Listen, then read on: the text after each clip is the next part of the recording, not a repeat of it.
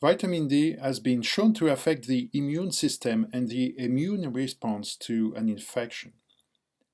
In the case of the current COVID epidemic, the large mortality rates measured between young and old patients, but also between white and colored people, may be explained in part by vitamin D deficiency. Obese people have a 50% higher mortality rate than non-obese people, and they also often lack vitamin D. There is a lot of evidence from published research that vitamin D has a protective role against SARS-CoV-2 virus and the COVID-19 disease. For example, a majority of patients who get infected with the virus had deficiencies in vitamin D, and patients with low vitamin D status also seem to endure more severe COVID disease. Another study of elderly patients with COVID-19 found that vitamin D supplementation was strongly associated with enhanced clinical improvement. After 5 weeks, 82% of the supplemented group had survived versus 42% of the unsupplemented control group. It is too early to say if there is really a causative relationship between vitamin D deficiency and the likelihood of catching SARS-CoV-2, but the state of research today points to the fact that vitamin D deficiency likely increases the risk associated with SARS-CoV-2 infection. So there is one question we can ask ourselves. How much vitamin D is required for optimal immunity, especially with regards to COVID-19?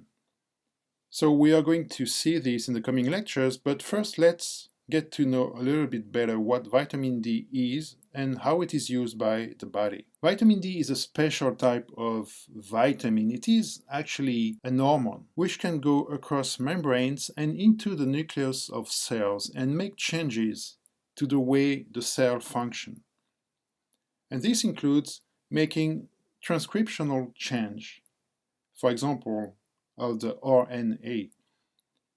And vitamins normally don't do that, but vitamin D is special in this sense, and it can do this kind of things. It can change the way cells function. Vitamin D is also involved in calcium regulation, but it does a lot more than that. And we're going to see how important the role of vitamin D is with regards to the immune system. Vitamin D comes in different forms. The two major ones are vitamin D2 or ergocalciferol and vitamin D3, which is also called cholecalciferol. When we talk about vitamin D, it means usually that we are talking about either vitamin D2 or D3.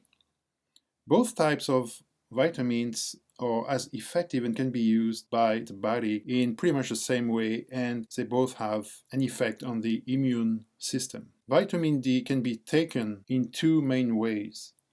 The first one is by exposition to sunlight, and this requires UVB radiation, and I'm going to talk about this in more detail in just a few minutes. The second way to take vitamin D is through food or supplements. Foods which are rich in vitamin D are a lot of fish, actually, sardines, mackerel, salmon, fish oil, also eggs, especially the yolk of the eggs is quite rich in vitamin D. So you probably want to try to get some of your vitamin D through this type of foods. And as you can see here in this table, mackerel is very rich in vitamin D. It has 1,000 IU vitamin D. Salmon is 526 for 100 grams. Fish oil and sardines also contain a pretty good amount of vitamin D,